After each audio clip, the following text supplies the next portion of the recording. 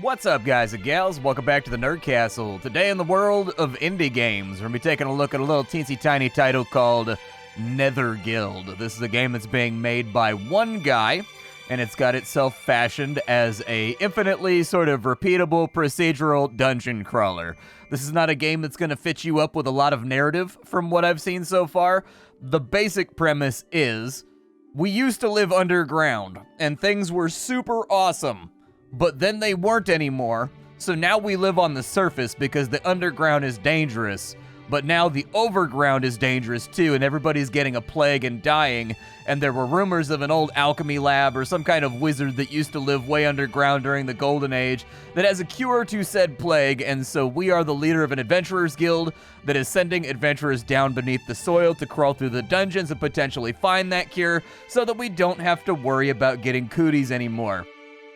If after watching this, you wanted to get the game for yourself, you can look down below in the description and I will have a link for you. The game's in early access. It's only in like 0.2 or 0.3 right now. I don't know if there's a version number splashed around anywhere, but it's very early on. Like, I'm pretty sure the developer published like the 0.2 build like a week ago. And so there's going to be lots of additions, lots of things added to this game, but I think they've got a solid foundation right now. We're going to dive on in for about 35 minutes. Hopefully this catches your fancy. If not, that's okay. I'll have another video for you tomorrow. You can look down below in the description for a link to my Twitch stream and my Discord. My Twitch stream? I can talk today. I'll figure it out. My Twitch stream and my Discord, in case you wanted to hang out live on any given day of the week. But let's go ahead and play the game. As of right now, my guild only has 4 guys in it. It's not really a guild so much as it's like a loose collaboration of slaughter. You've got Hugh Hall. His first name is exactly what he does. He's a knight. He stabs people in the face. I've got Werner Schiltz. He's an inquisitorial assassin. This game uses kind of like a class building system that's interesting, and I actually really hope that they expand upon it because I think it's good. Howard Grimm, soldier. He's like, the soldier in this game, like scouts, they're kind of a hybrid class. They're like half melee attacks, half ranged attacks.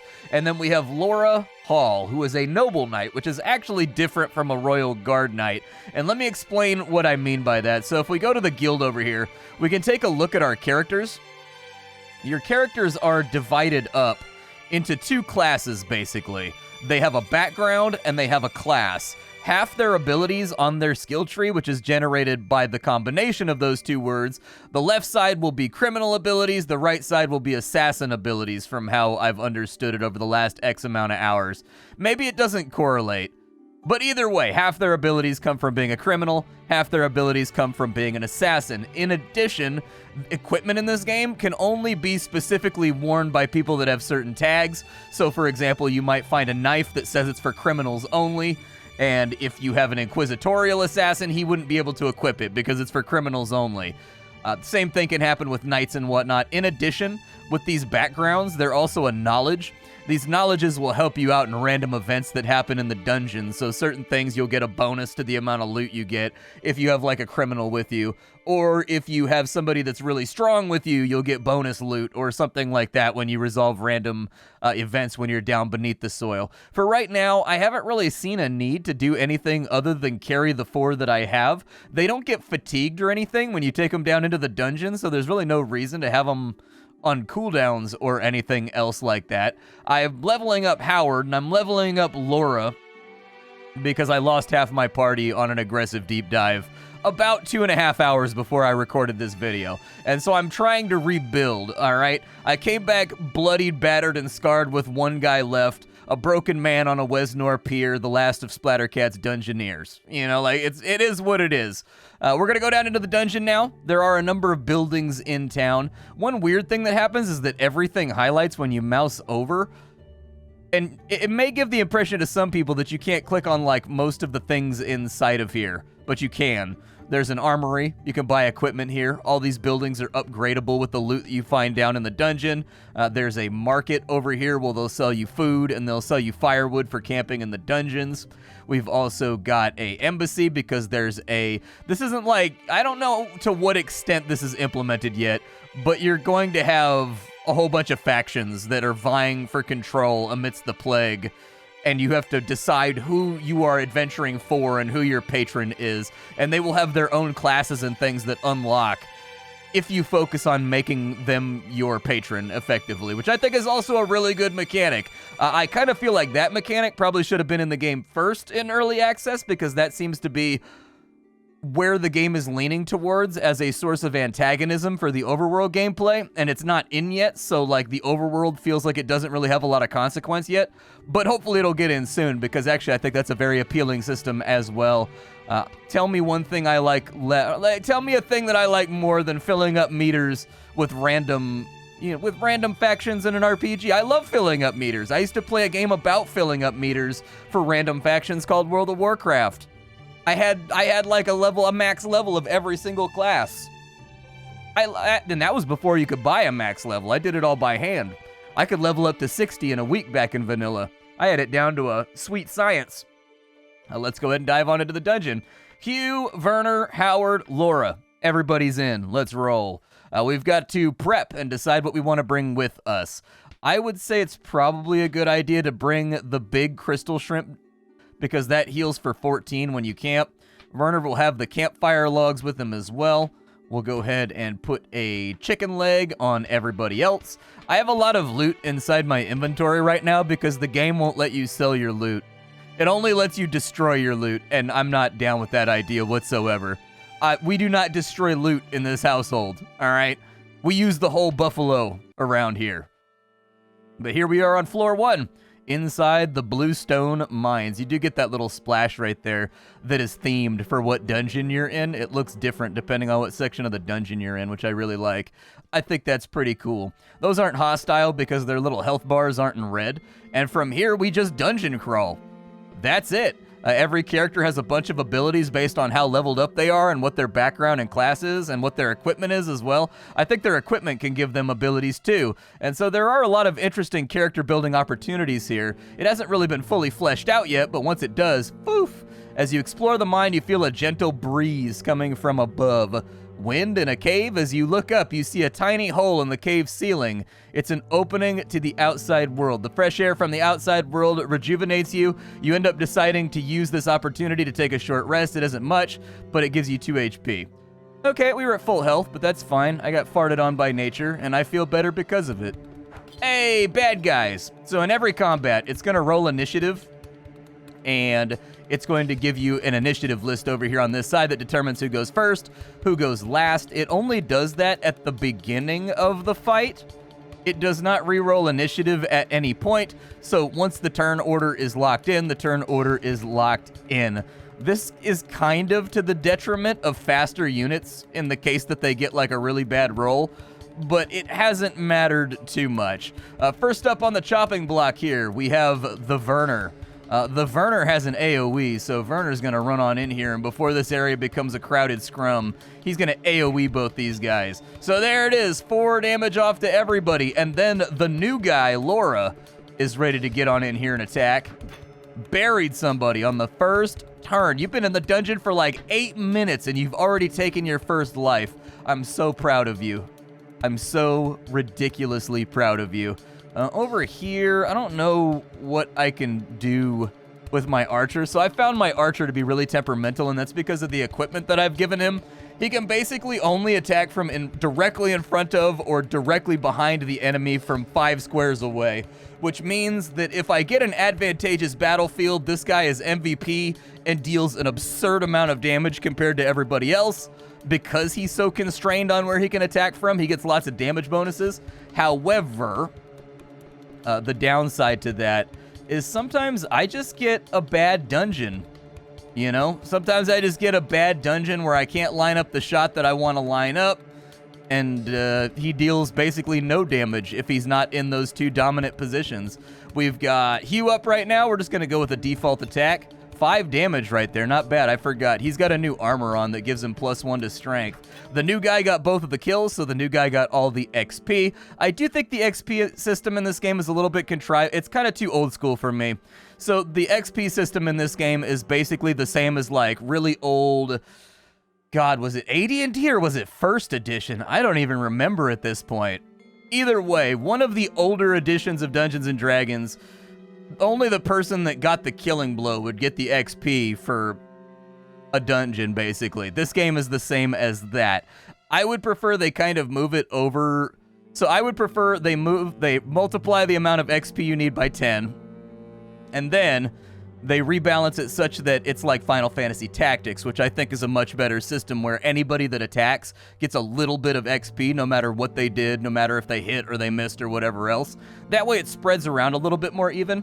One thing that's been interesting to me about this game is that I'm constantly coming up with contrived situations to make sure that like my lowest level character gets the last hit on everybody, because the turn order hasn't like necessarily allowed for it over the course of a long fight. And so it's one of those things. He's got a charging attack right here. We're going to go ahead and use it.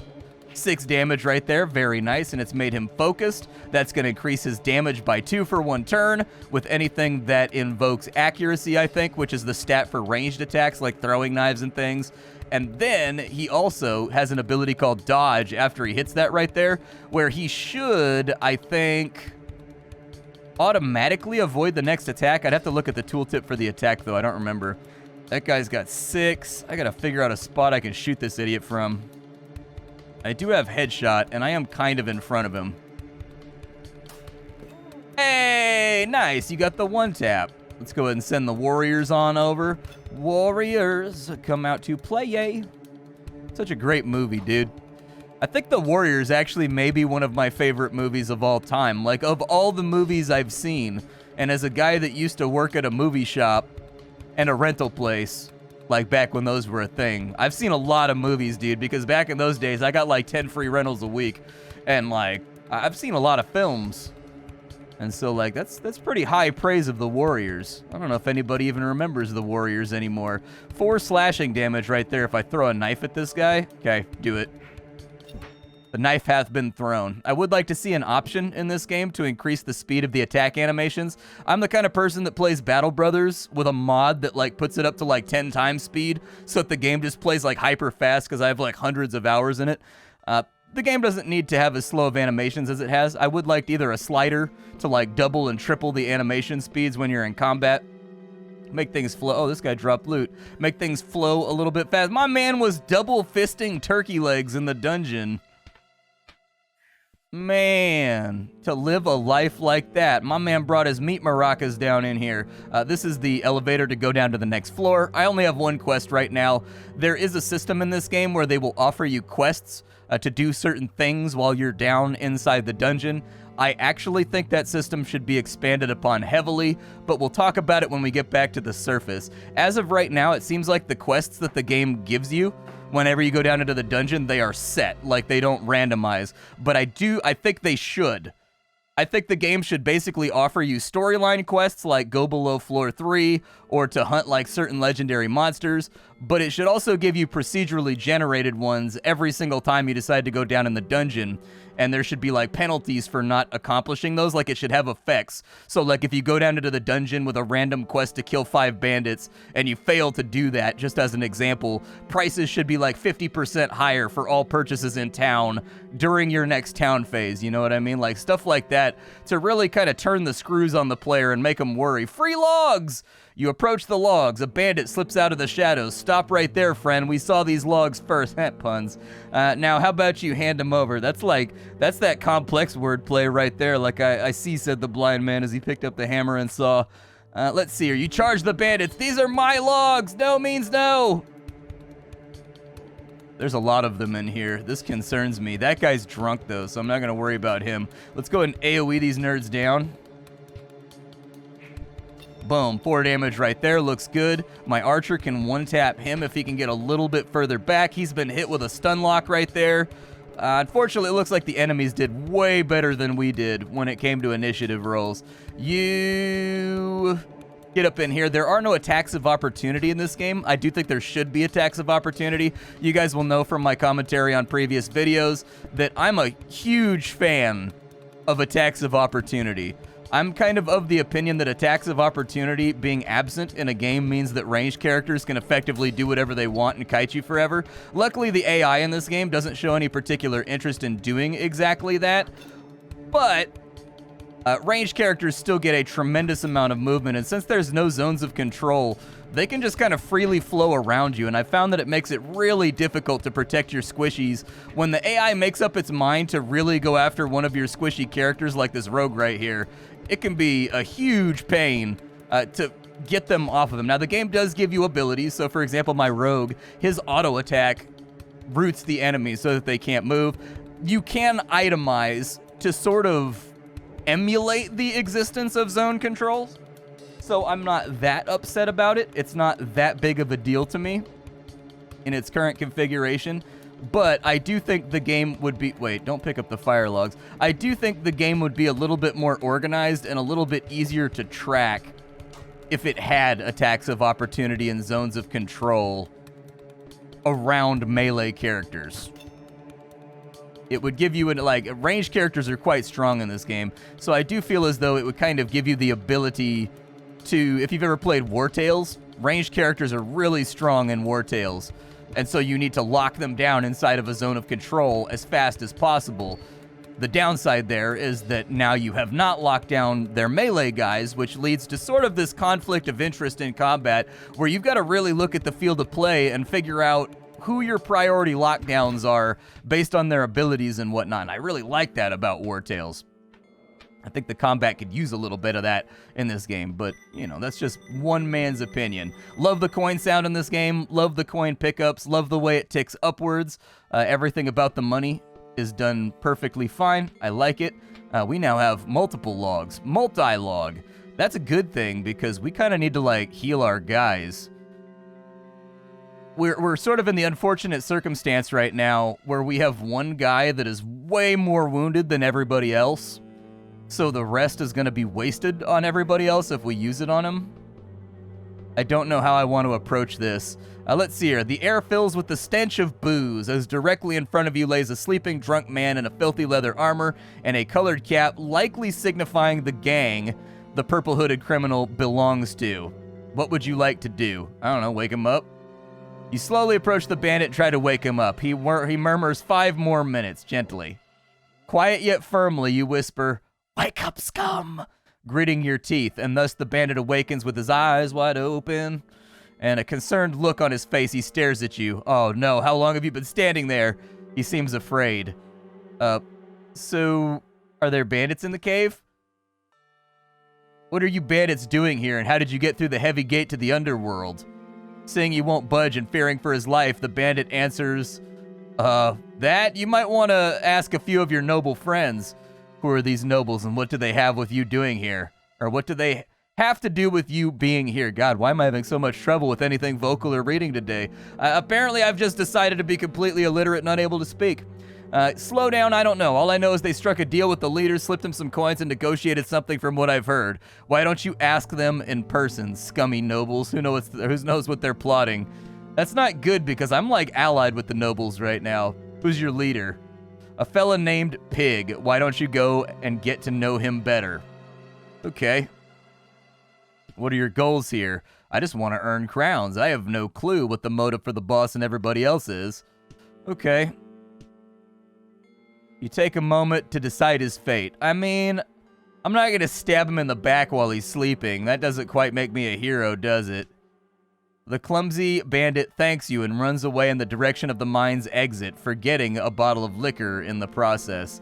That's actually super good because liquor, it restores health in this game, and you lose accuracy for drinking it, but accuracy is the stat for ranged attacks, which means it behooves you to basically keep all your melee guys as liquored up as possible for an entire dungeon. Like, you want your melee guys to be completely and totally drunk from the moment you hit the transom of the dungeon to the moment you leave. Pretty awesome, right?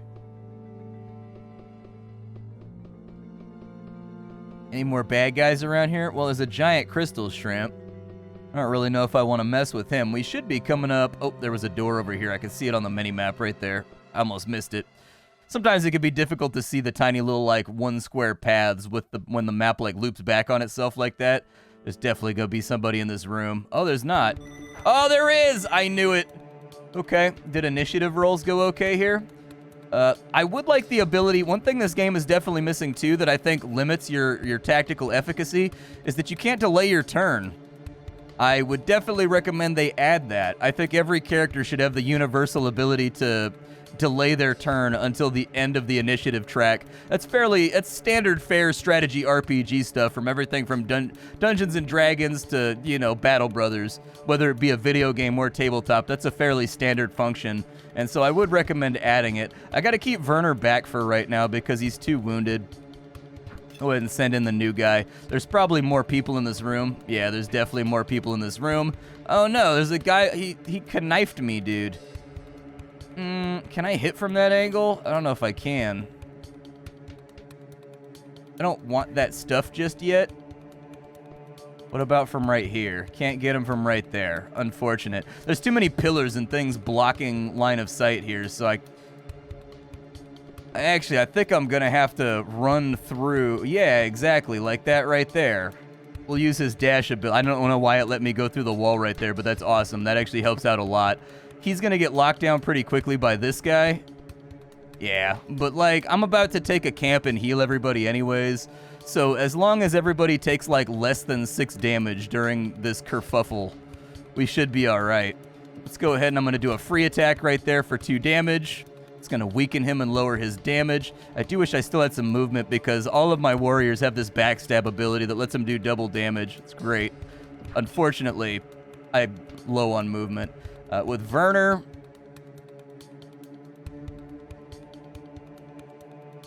I don't know what I would like to do with Werner. I guess I could throw a knife. Or I could do a charging attack for 6 damage. Do the charging attack. Let's push it to the limit. I do like the animations on the little health bars, too. I think they look really good. It's unfortunate that guy got stunned. We could have, like, locked down a kill right there.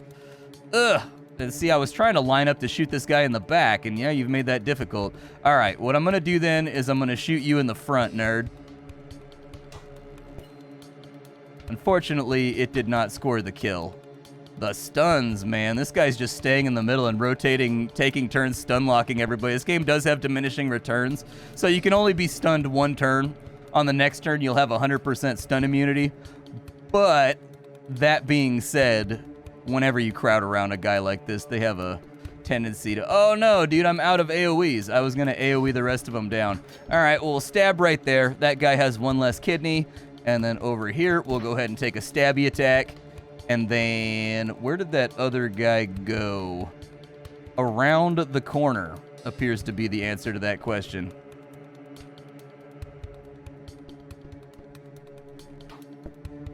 Ow. All right. It's time for us to kind of like finish this deal off. It's time for you to die aggressively. Let's go ahead and get in position.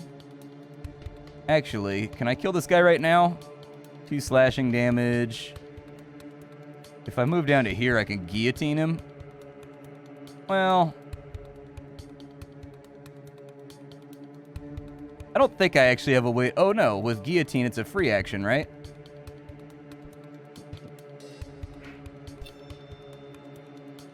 And then with a diagonal move to right there, there we go. There's the OTK. Found it. Now let's see what we've got in the way of loot. Over here, we've got ourselves another chicken leg. Do I have enough food? I kind of have enough food for 2 campfires. We need 4 foods per campfire to heal everybody up. And so we've got 4 there, we've got 4 there. So we kind of don't need the chicken leg. Over here, we have a wagon wheel. The wagon wheel is an attack item. It's basically a accessory that you could put on a character that gives them an ability that deals, I think, 4 or 5 damage to everything in a line. I've already got one, and I almost never have an opportunity to use it.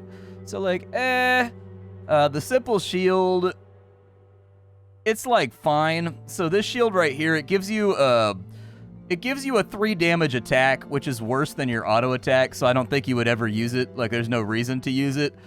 But we lose our stun ability that's on both of our knights, but they get +4 health. So it's like kind of an interesting item, but I feel like the 4 health is probably not that interesting. Let's go ahead and build our campfire real quick. We'll build a campfire right there, and we'll have to tell everybody to rest around the old fire real quick. There we go. And now that everybody's rested around the fire, we've got to decide what everybody gonna eat. So you are the most wounded, so you should definitely, let me go to my inventory real fast. You should definitely eat the big chunk of crystal shrimp. There you go. So you're back up at max health.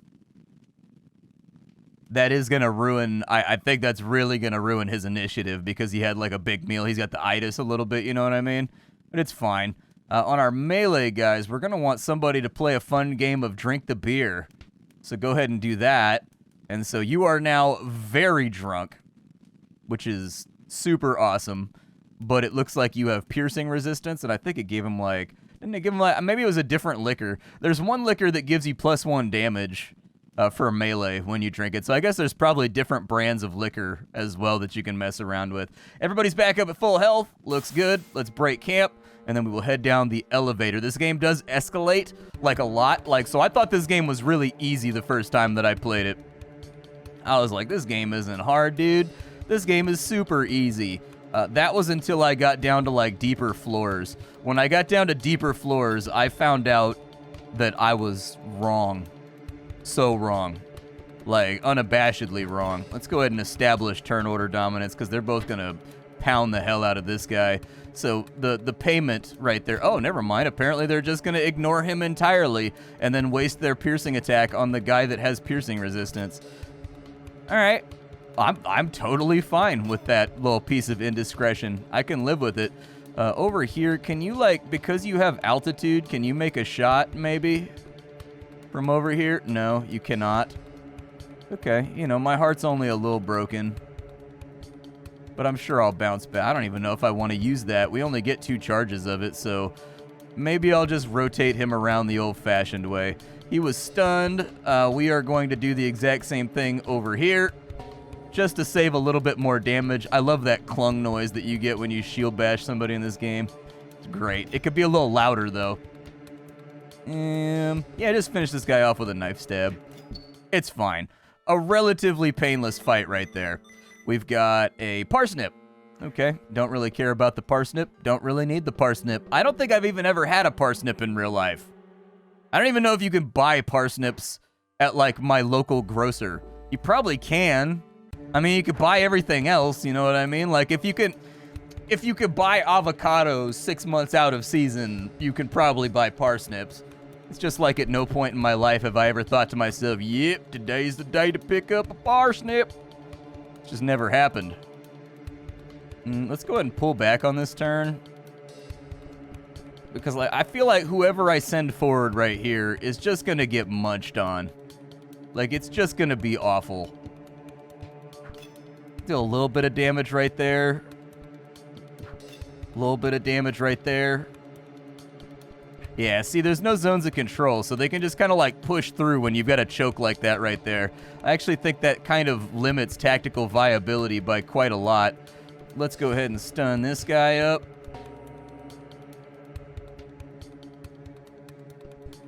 I think now they can't get through, though. Like, I think you have to have 1 empty tile to pass through your own character. So if there's 2 in a row, I'm pretty sure they can't get through. This guy, we can shoot in the face for a bunch of damage, but I gotta use that ability. Perfect.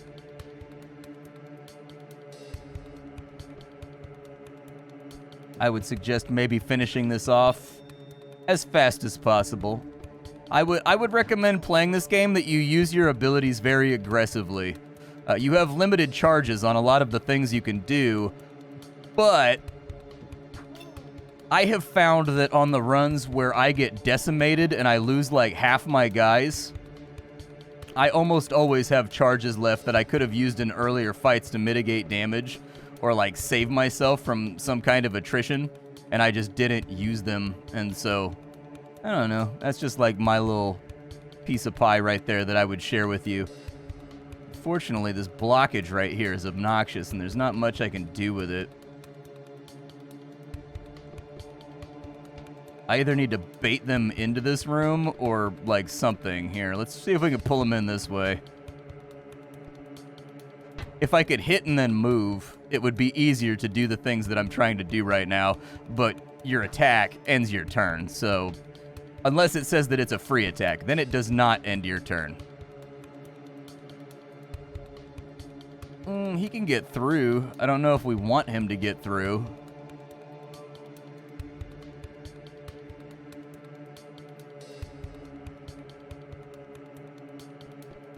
I guess we give it a go, and he can just, like, wagon wheel this guy. Does it penetrate?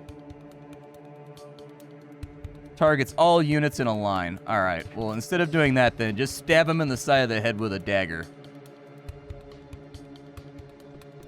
You come over here, and you're going to bum rush that guy. Perfect, for 6 damage. Stun canceled out his turn. There's another stun. They are big fans of their stuns in this game. They are top-tier enjoyers of the stun gameplay. Hey, good dodge. Nice. Is that going to do 2 damage? All right, as long as it does 2 damage, I'm happy. I just want enemy casualties to take place. Well, I would have preferred to give the XP to the new guy, but unfortunately it didn't go that way. New guy leveled up, though. I forgot that new guy leveled up, so they can get Rally. It looks like it's on a cooldown. It has 1 use, and the target of your rally gains Strengthen, so they get +1 damage for 2 turns. And then allies gain the passive effect, +2 accuracy, so that's +2 damage to ranged attacks. It's either that or we could take Fortress Stance. That does 1 damage, but it makes it so that the next attack that goes against them, they block it automatically. I'll probably take Rally, I guess, as just like if we get ourselves into a bad fight that I'm not sure we can pull through, I could pop that and hopefully it'll help. Parsnip, no, I'm okay. I'm trying to save my campfires. I really don't want to spend my campfires if I can help it. Shrine to the Gods. You stumble upon a shrine to the god of mining, Minarith. His crystalline figure holds a pickaxe in his right hand and a torch in his left. If you have a religious character when you get here, they can explain the significance of the shrine. I'll probably just back away. I don't really have any food that I can sacrifice right now, as much as I would like to. Oh, we already found the elevator. Nice. Yeah, let's go deeper and accomplish our task. We made it below the 3rd floor.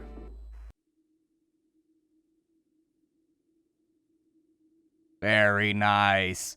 So I think we've made it to a checkpoint. Riding the ancient mechanical elevator deep beneath the mines, you land atop what appears to be an archaic tower that's surrounded by mist. You set up a campsite. So I guess from here we can, like, disengage. I really like these little voxel set pieces they give you from time to time to help you, like, visualize what it looks like. What a lot of games would do is they would just do, like, a black screen halfway and then have text on this side, or, like, some very light pixel art. Instead, they kind of, like, animated the whole thing. I like how there's, like, a little stairway going down on the side, sort of like Mines of Moria style, and then, like, a little bridge over here, a little bridge over here. Let's go back up to the surface. We completed our job, so I don't think there's really any reason. It's weird that it's making me select characters to go back to the surface. Oh, is it because I'm storing stuff down here in case I want to dive further?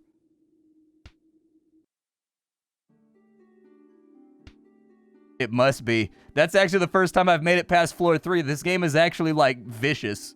I haven't talked about it too much, but, like, this game has the tendency where you'll fight, like, 5 enemies in one room, and the last one will run, and in the next room, there'll be, like, 4 more guys, and then in the next room, there'll be 4 more guys, and so you get aggro of, like, 15 guys over the course of, like, 10 turns, and so you end up in these long, brawling melees that effectively use up all your charges and all your items just to survive.